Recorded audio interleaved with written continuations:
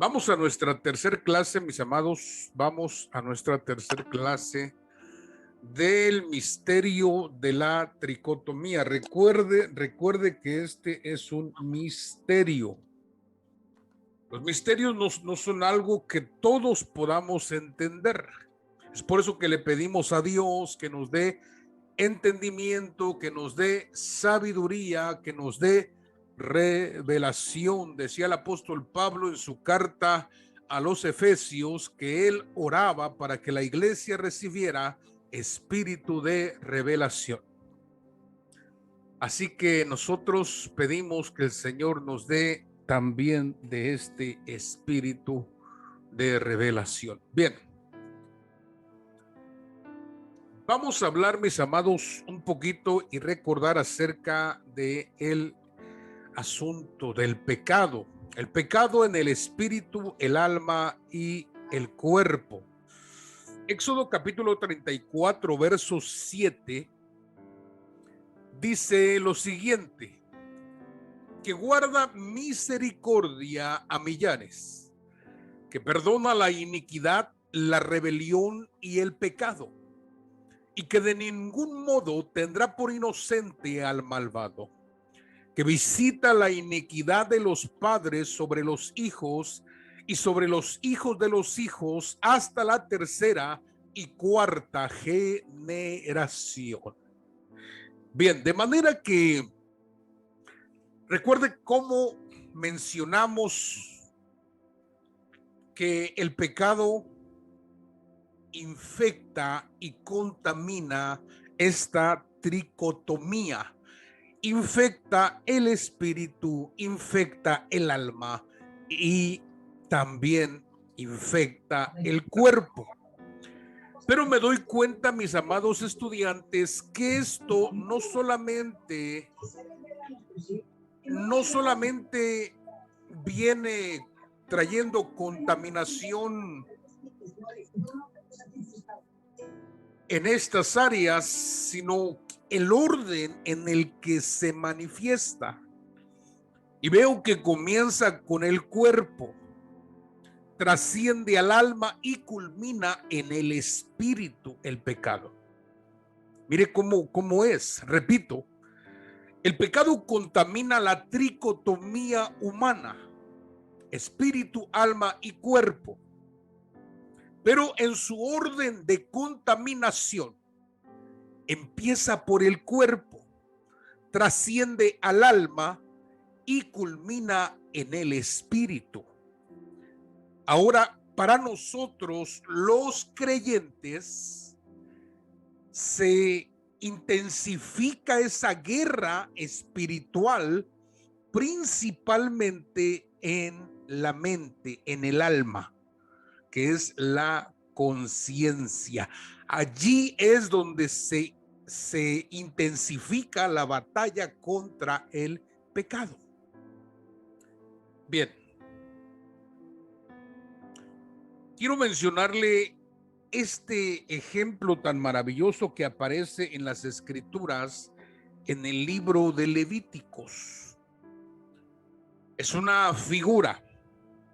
Mire lo que dice ahí. Levítico 14:44. Vaya tomando nota, por favor. Levíticos 14:44 nos habla de la ley de la lepra. ¿Qué se tenía que hacer con el asunto de la lepra? La lepra, amados estudiantes, era impregnada en la casa de los que habitaban esa casa. Se impregnaba en las paredes la enfermedad, de manera que salían manchas en la pared, y esa lepra tenía que ser raspada por el sacerdote. Tenía que haber un tiempo de espera para ver qué sucedió con la lepra, y entonces se tomaban determinaciones. Si la lepra desaparecía, el lugar tenía que ser purificado y se podía habitar la casa. Pero si no se quitaba la lepra, es decir, si la lepra permanecía más tiempo y multiplicaba sus bacterias, entonces tenía que ser destruida la casa y nunca más se podía habitar. Entonces, amados estudiantes, esta es figura del cuerpo. ¿Por qué? Porque hemos venido enseñando que el cuerpo es una habitación. El cuerpo es una habitación. Yo le voy a enseñar, le voy a dar el estudio de las 5 habitaciones.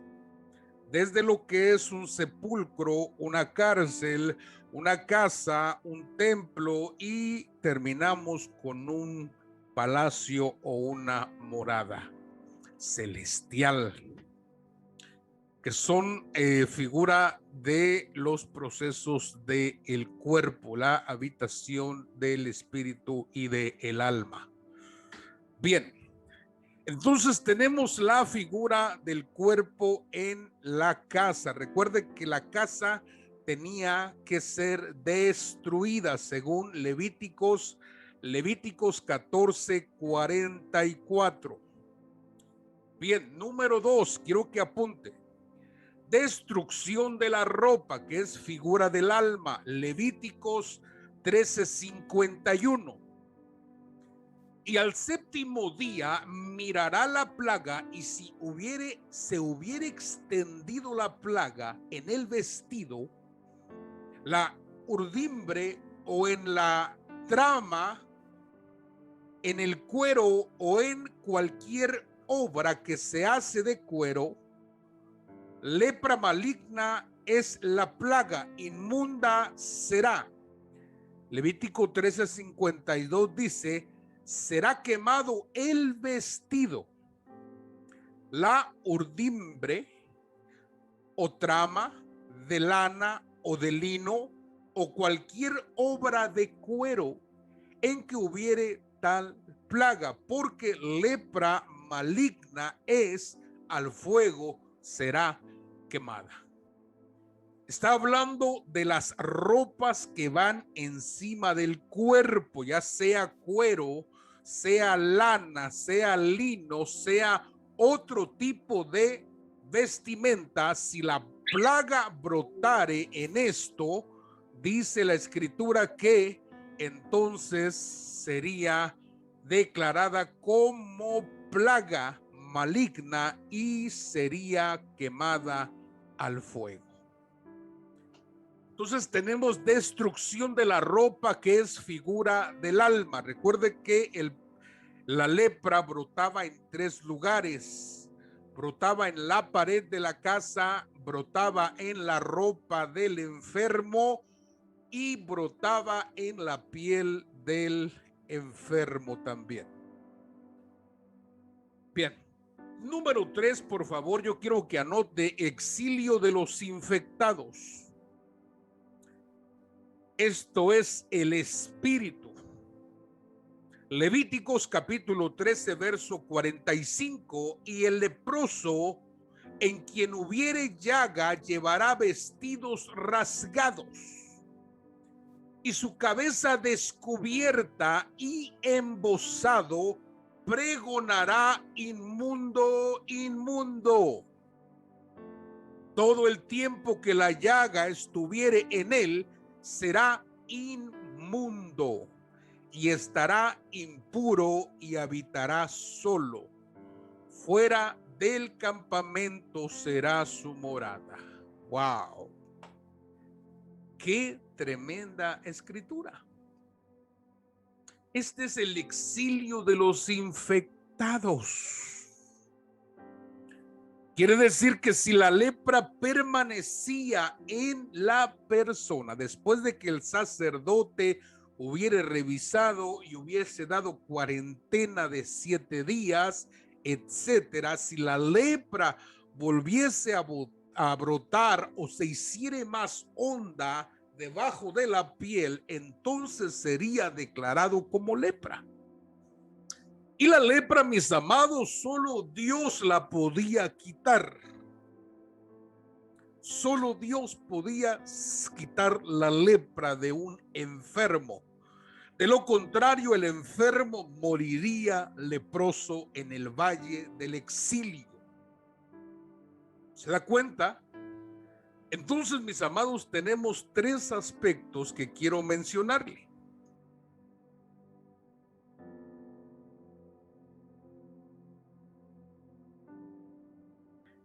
Entonces, lo que acabamos de ver es que la casa se puede destruir, el vestido se puede destruir,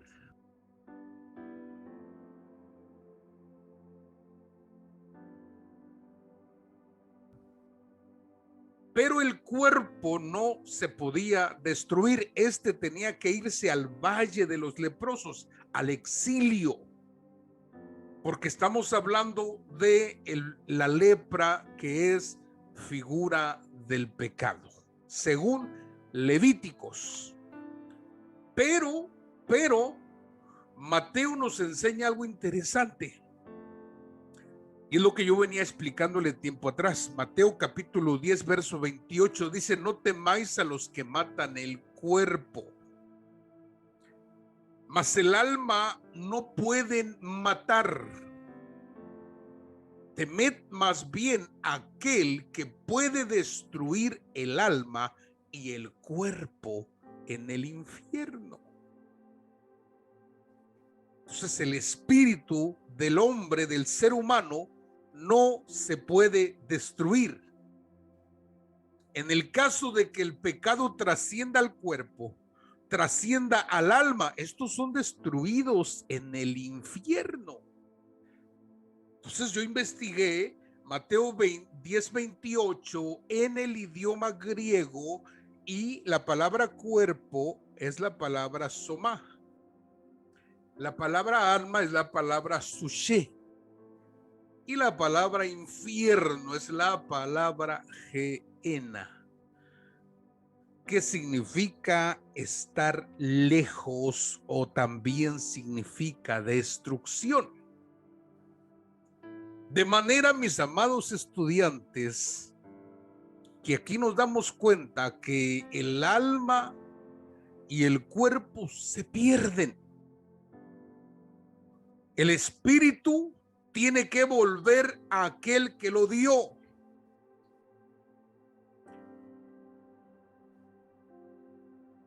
Mire esta gráfica. A ver, yo quiero preguntarle de los que están presentes, ¿sí me están entendiendo, mis amados? Sí, amén. Bien, mi hermana Cristina, mi hermano Víctor, ¿me estás entendiendo, hijo? Sí, estoy empezando a comprender. Bien. Pero sí estoy leyendo y estoy tomando nota. Correcto.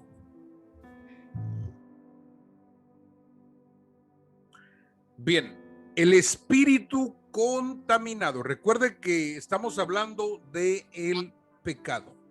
El pecado trasciende del cuerpo al alma y culmina en el espíritu. Ahora, si nosotros vemos en el Antiguo Testamento las figuras, vemos la figura de la casa, que es el cuerpo, la figura del vestido, que es el alma, y la figura del cuerpo o la piel, que es el espíritu. Son figura. Estas se contaminan con el pecado. Dos son destruidas y una es lanzada al exilio. Entonces leímos Mateo capítulo 10, verso 28. No temáis a los que matan el cuerpo, mas el alma no pueden matar. Punto y coma. Temed más bien a aquel que puede destruir el alma y el cuerpo en el infierno. El hecho de que la palabra mencione destrucción no significa que no hay tormento, no significa que no hay dolor. Hay dolor, hay tormento por la eternidad, pero se refiere a una pérdida y estar sumamente lejos de ello. Ahora, Cuando hablamos del Espíritu, la palabra del Señor nos enseña que el Espíritu, Eclesiastés 12:7, el Espíritu vuelve a Dios que lo dio. El Espíritu vuelve a Dios que lo dio, pero cuando el Espíritu llega, mire lo que dice Mateo 22:11, la parábola de la gran cena. Y entró el rey para ver a los convidados. Recuerde que el rey dice que mandó llamar a todos sus invitados, pero sus invitados dijeron: no podemos, estamos ocupados. Unos tenían trabajo, otros estaban cazando y otros estaban calando sus yuntas del año. De manera que ese representa al pueblo de Israel. Pero el Señor dijo: bueno, entonces traigan a los cojos, a los mancos, a los ciegos y que no falte nadie en mi casa. Dijo: no, pues ya los trajimos. Ok, váyanse entonces por aquellos que están en las veredas, etcétera. Los trajeron al gran banquete. Eso es el arrebatamiento. Y después dice Mateo 22:11, y entró el rey para ver a los convidados. Y vio allí a un hombre que no estaba vestido de boda. Y le dijo: amigo, ¿cómo entraste aquí sin estar vestido de boda? Mas él enmudeció.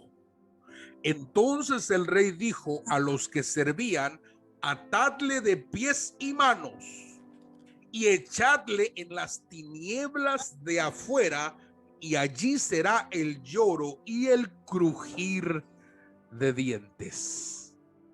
Entonces quiere decir que hay un lugar de tinieblas y de exilio para los espíritus contaminados. ¿Sí me explico? Sí, amén. Amén. Hay un lugar para los espíritus contaminados. ¿Por qué? Porque si el cuerpo y el alma, y quiero decirle también, esto tiene sus tiempos. ¿Dónde va a ser destruido el cuerpo? Cuando resucite. Va a ser resucitado y lo van a echar al lago de fuego. El alma también va a ser juzgada y va a ser lanzada al lago de fuego, a la destrucción por la eternidad. El espíritu vuelve al Padre de los espíritus, al que lo dio, vuelve a él, pero también lo encuentran sin vestido de boda. Mire, sin vestido de boda. ¿Por qué? Porque su alma pecó. Y no, recuerden que la cobertura del espíritu es el alma. Bien. Adán y Eva fueron tentados en el cuerpo, en el alma y en el espíritu. La seducción del pecado aparece en Génesis 3, verso 6. Y vio la mujer que el árbol era bueno para comer y que era agradable a los ojos y árbol codiciable para alcanzar sabiduría, y tomó de su fruto y comió. Y dijo también a su marido, el cual comió así como ella. Entonces, aquí tenemos tres aspectos que quiero que usted vea. La seducción vino a través de la visión o de la vista del cuerpo. Y la mujer dice: y vio la mujer que el árbol era bueno para comer, coma, y agradable a los ojos, coma, y árbol codiciable para alcanzar sabiduría. Wow. La seducción del pecado trasciende en el cuerpo, en el alma y culmina en el espíritu. Vio fue la seducción del cuerpo. Tomó fue la seducción del alma. Comió fue la seducción del espíritu. Fíjese qué tremendo es.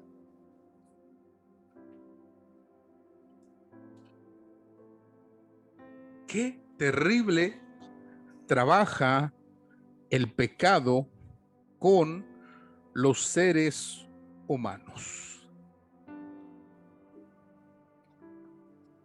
Bien, continuamos. Jesús y el desierto. Jesús fue tentado en el cuerpo, en el alma y en el espíritu. A Jesús le dijeron: convierte esta piedra en pan, si eres el Hijo de Dios. Entonces, según la necesidad del cuerpo, fue tentado el Señor. Después vino la necesidad del alma. Arrójate del templo, al cabo los ángeles te van a acachar en sus manos. Ese es el asunto de la fama.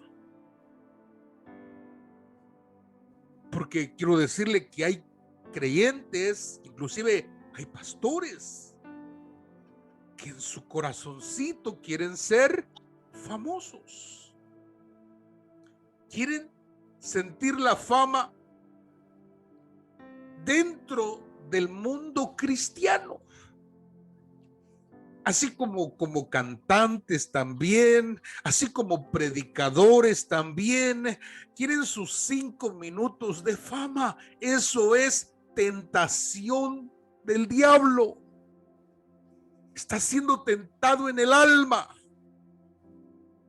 Y la última tentación del Señor fue al espíritu.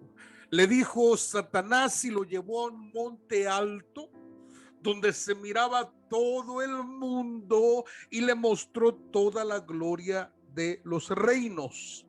Y le dijo: si postrado me adoras, yo te lo daré. Entonces tenemos la tentación en el cuerpo, en el alma y en el espíritu. Más recuerde que el Señor fue sin pecado, sin pecado. Bien. Volviendo al Padre, nosotros, amados estudiantes, estamos regresando al Padre de donde salimos.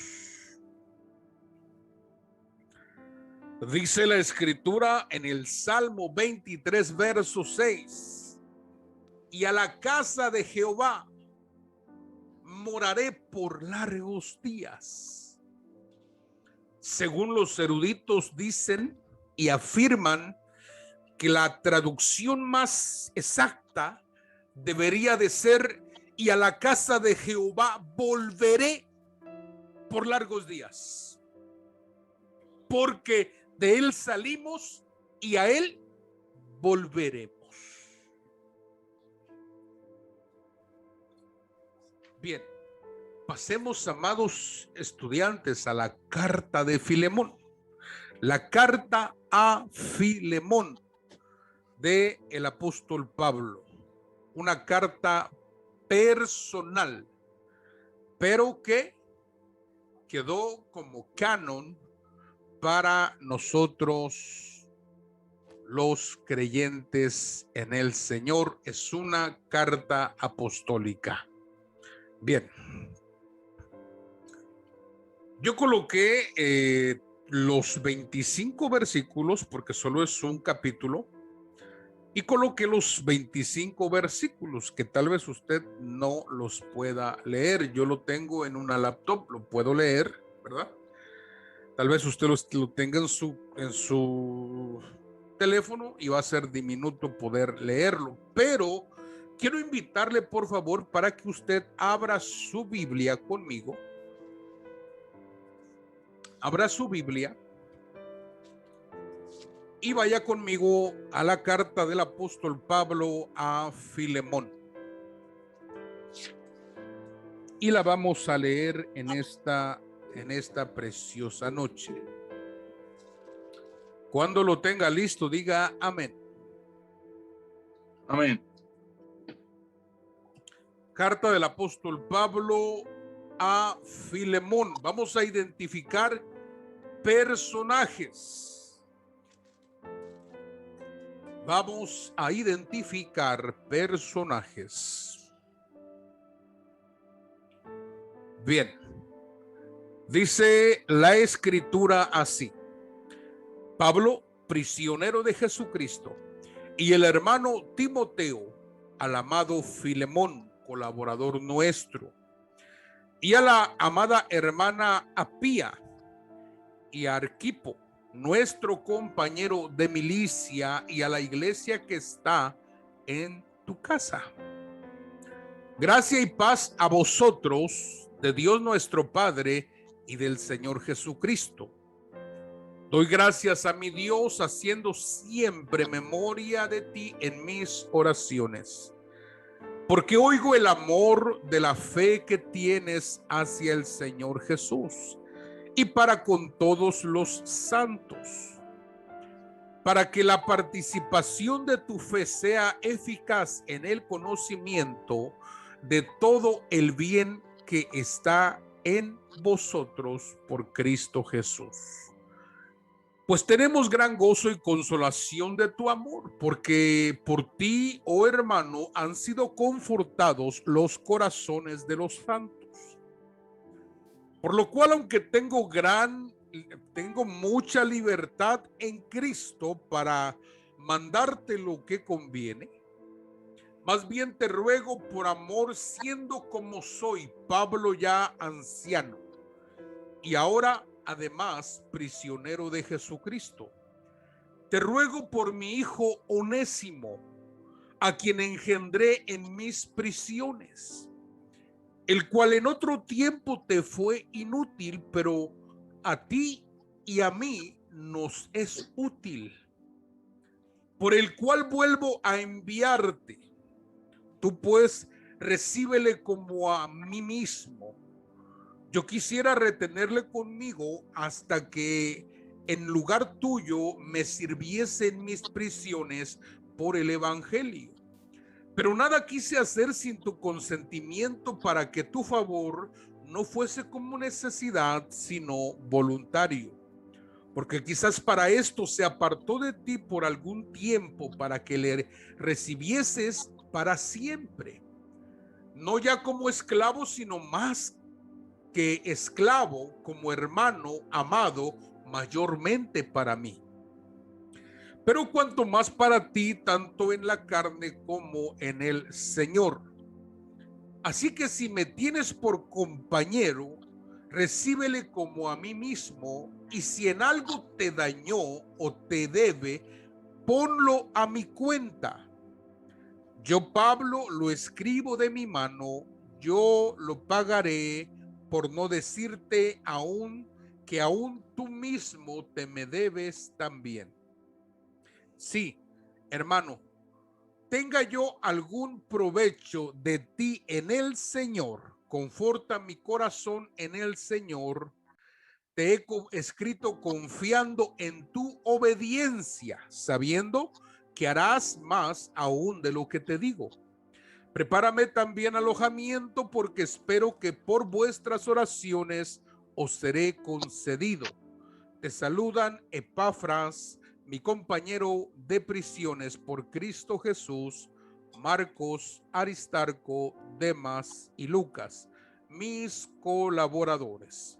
La gracia de nuestro Señor Jesucristo sea con vuestro espíritu. Amén. Wow, qué maravillosa historia. Algunos eruditos, amados estudiantes, le llaman la historia de amor. ¿Por qué? Porque en la escritura se esconde, escuche bien, se esconden acontecimientos del pasado y se explican a través de historias, como muchas de ellas son las parábolas. El Señor explica lo que sucedió en el pasado y lo que ahora tenemos también en el presente o en el futuro. Recuerde que la palabra de Dios es eterna. Es para ayer, para hoy y será para mañana también. Bien, quiero que usted vea este panorama general. Pablo, mis amados estudiantes, tiene una representación del Señor Jesucristo. Filemón tiene una representación del Padre Celestial. Fíjese que dice en el verso 10, te ruego por mi hijo Onésimo. Onésimo tiene una representación de nosotros mismos. Tiene una representación de ti y de mí. Representa a todos los que se convirtieron al Señor. Te ruego por mi hijo Onésimo, a quien engendré en mis prisiones. Ahora quiero decirle, la prisión representa el cuerpo.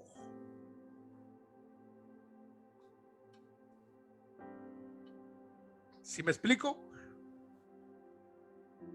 La prisión de Pablo representa el cuerpo nuestro. Nosotros estamos prisioneros en el cuerpo.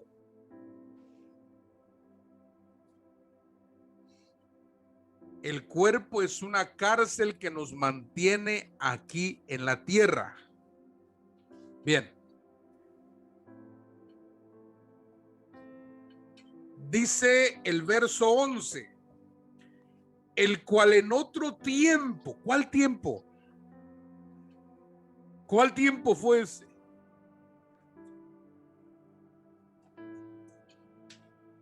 En otro tiempo, antes de que el mundo fuese, en otro tiempo. Dice, te fue inútil, pero ahora a ti y a mí nos es útil. Por eso, mire, yo quiero que usted investigue lo que significa Onésimo. ¿Alguno me puede ayudar allí, por favor?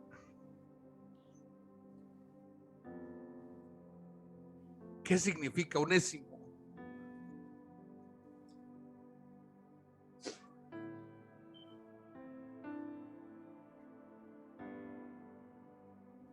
A ver, Pastor Carlos, ¿me escuchas, hijo? Amén. A ver, hijo, búscame en Google ahí, por favor, ¿qué significa Onésimo? Significa servicial, benéfico, Servicial, ¿qué más significa? útil, benéfico.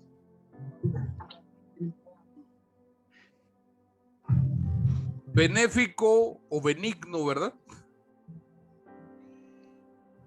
Significa servidor, sirviente, ¿cómo dijiste?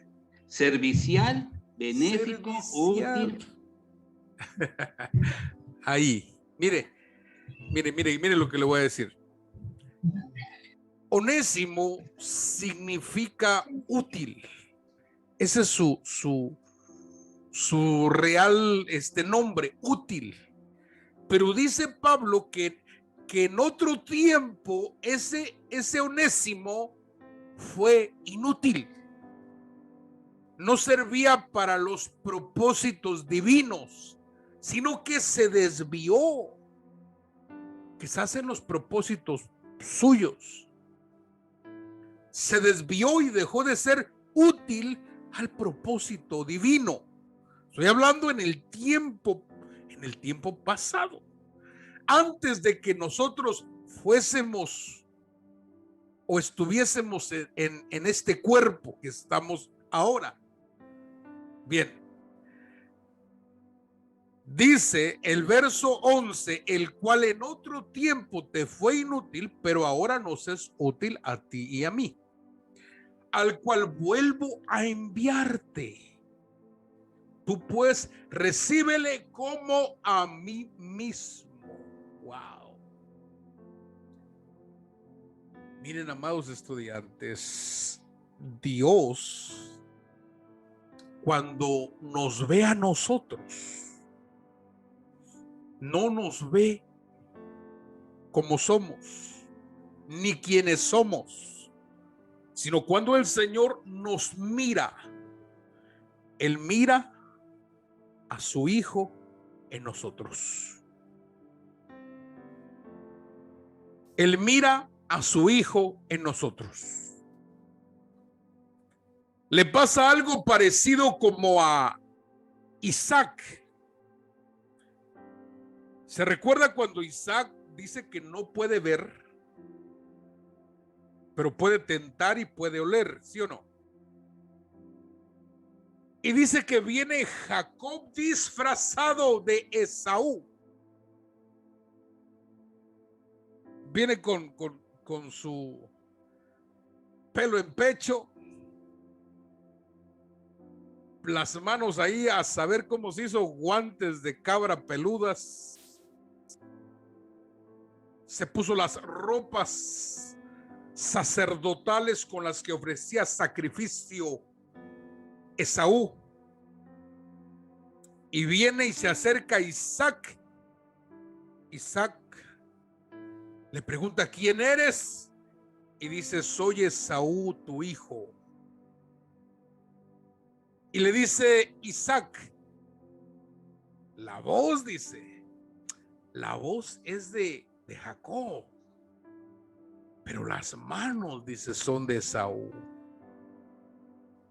Lo toca, lo huele y dice: este huele como a mi hijo, porque el padre conoce al hijo. De manera que cuando nosotros nos presentamos delante de Dios, mire qué tremendo, Él nos ve como a su hijo. Así nos mira el Señor, así nos percibe, así nos palpa, así nos olfatea el Señor. Por eso es que dice: recíbele como a mí mismo. Dice el verso 15: porque quizás para esto se apartó de ti por algún tiempo, para que le recibieses para siempre. Salimos de él por algún tiempo, pero ahora estamos volviendo para con el Padre. ¿Para cuánto? Para siempre. ¿Cómo vamos a regresar? ¿Como esclavo? No, sino como hermano del Señor Jesucristo. Dice el verso 16: ya no como esclavo, sino como más que esclavo, como a hermano amado, mayormente para mí, pero cuanto más para ti, tanto en la carne como en el Señor. Quiere decir que estamos regresando al Padre, no con la función que teníamos antes, porque antes teníamos una función la cual nosotros desistimos, no quisimos más. Mire, dice el verso 17: así que si me tienes por compañero, recíbele como a mí mismo. Y si en algo te dañó o te debe, yo lo pago. Ponlo a mi cuenta. Yo, Pablo, escribo de mi mano, yo lo pagaré. ¿Cómo pagó el Señor la cuenta de nosotros? ¿Cómo pagó? Con sacrificio, con sangre, con muerte, con descender a las partes más bajas de la tierra y después resucitó. Fíjese que Él pagó lo que debíamos antes. Por eso es que Romanos dice, por cuanto todos pecaron, están destituidos de la gloria de Dios. No está hablando desde Adán y Eva, sino que está hablando de las esferas, hermano, celestes. Desde las esferas celestes el Señor está hablando que pecaron, pero allí hay una diferencia, que algunos fueron socorridos y otros no. Pero a nosotros sí nos socorrieron. Sí nos socorrieron a nosotros. Por eso también nos dice el Salmo número 90. Quiero que vea conmigo, por favor. Salmo número 90.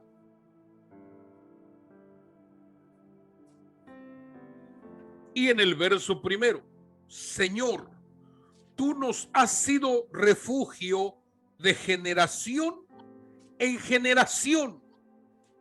Verso 2, antes que naciesen los montes y formases la tierra en el mundo, desde el siglo y hasta el siglo, tú eres Dios.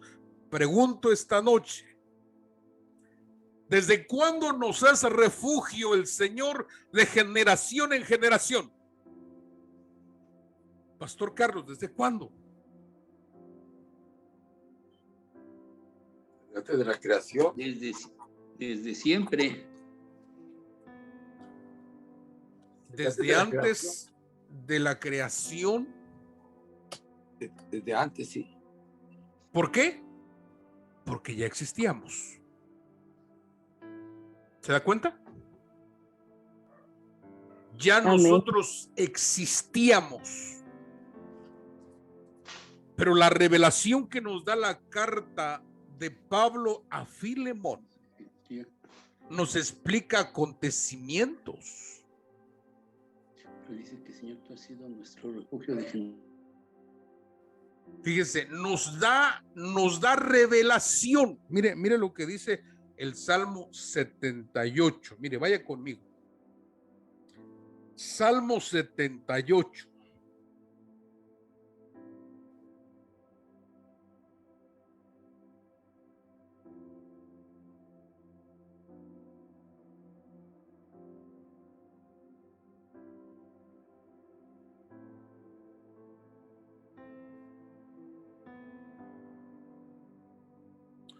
Mire cómo dice Salmo 78. Pastor Armando, ¿tú nos puedes ayudar a leerlo?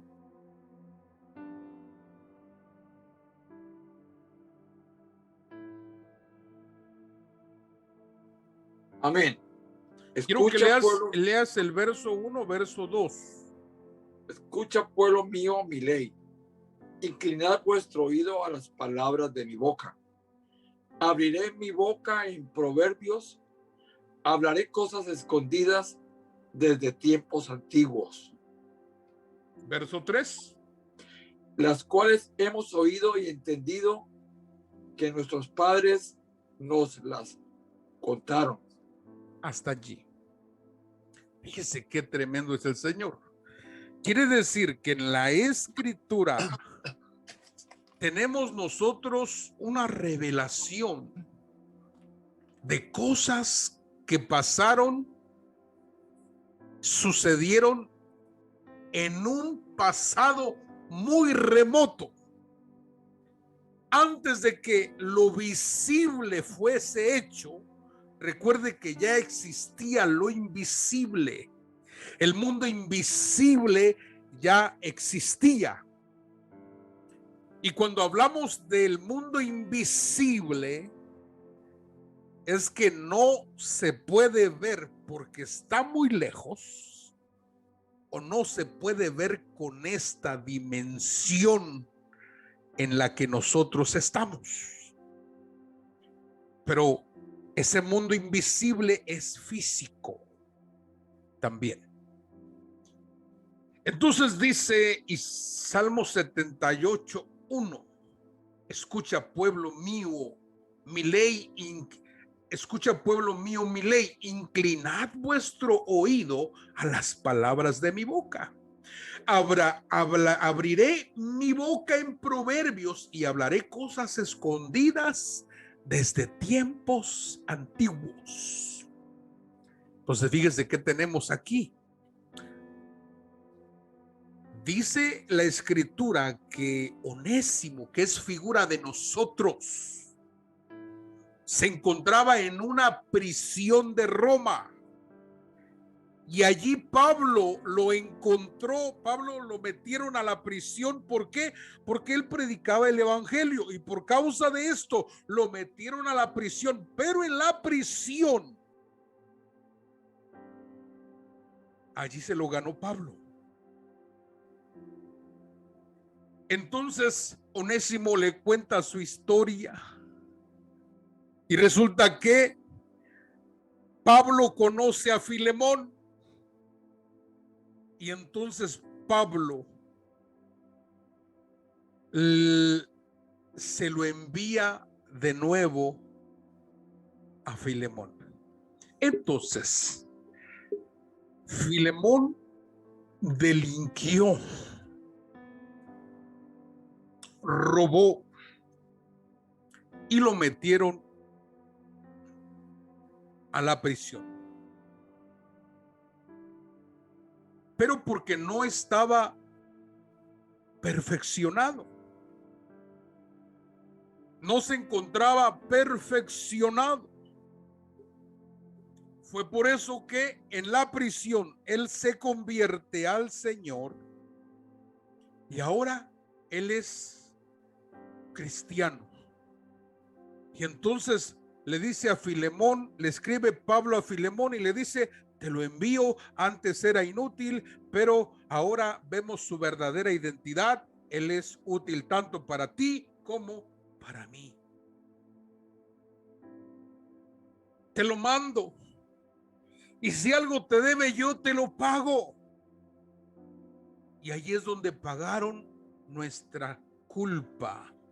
No solo lo que debíamos aquí, sino lo que debíamos allá. No lo pagaron. Y ahora estamos regresando a Filemón, que es el padre de los espíritus. No como servidores, sino ahora como hermanos del Señor Jesucristo, como amados, como herederos y coherederos con Jesucristo, como hijos. Quizás salimos por un tiempo para que volvamos al Señor para siempre. Ahora quiero recordarle la parábola del hijo pródigo. La parábola del hijo pródigo nos habla acerca de un hijo que decidió apartarse de su padre, gastarse la herencia, despilfarrar todo lo que tenía en una tierra apartada. Y estando allá, él reconoció algo y dijo: a la casa de mi padre voy a volver. ¿Sí? Me levantaré e iré a la casa de mi padre. y le diré: Padre, pecado contra el cielo, contra ti, no soy digno. Hazme como uno de tus servidores. Y el Padre dirá: no lo hagan servidor, háganlo como lo que es, un hijo de la casa, un hijo del Padre. Denle anillo, denle ropa, denle calzado, hagamos sacrificio. Wow. Entonces, dése cuenta algo. Aquí hay toda una historia. Pablo es Jesucristo, Filemón es el Padre Celestial. La cárcel, amados hermanos, es el cuerpo de nosotros. Por eso fue necesario recibir a Cristo en nuestro corazón. Él entró a nosotros. Y día con día trata con nosotros aquí adentro. Y cuando estemos listos, Él nos manda de regreso con el Padre. Sin deuda, pero con una posición mayor. Con una posición mayor.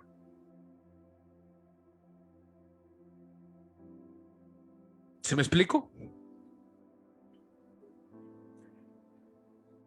¿Me doy a explicar, mis amados? Amén. Sí, amén. Amén. Amén. Amén. Se da cuenta que nosotros no delinquimos o no fallamos simplemente por la cuestión hereditaria de Adán y Eva. No solo por eso. Nosotros ya veníamos mal desde allá. Habíamos dejado la habitación del Padre y nos fuimos, hermano. Todos nos fuimos, nos descarriamos como ovejas. Todos. Cada quien por su camino. Y nos castigaron. Y el castigo fue venir a la tierra. ¿Pero para qué? Para conocer al Hijo. Y para tomar cuerpo. Vamos a tomar cuerpo otra vez. Porque recuerde que el Señor hace seres tripartitos, hace seres de una tricotomía, que tienen alma, que tienen cuerpo, que tienen espíritu. Y ahora nosotros que no teníamos cuerpo, éramos espíritus, venimos para tomar cuerpo, ser perfeccionados y volver con el Padre. Aquí vinimos a ser probados, a ver qué había en el corazón. ¿Se acuerda cuando Dios le dijo a Israel: te traje 40 años en el desierto, no porque no supiera yo el camino? Te traje 40 años en el desierto para que tu corazón fuese probado, a ver qué había en ese corazón, si me amabas o no me amabas. Y mire, nosotros, el Padre sabe que le amamos. Por eso el Señor Jesucristo se metió en esta cárcel de polvo. Y ahora trabajó con nosotros en el alma, fortaleció el espíritu, nos hizo diferentes, hermanos. Y ahora estamos siendo santificados para que cuando llegue el momento volvamos al Padre. Y el día de la resurrección tomemos cuerpo de gloria.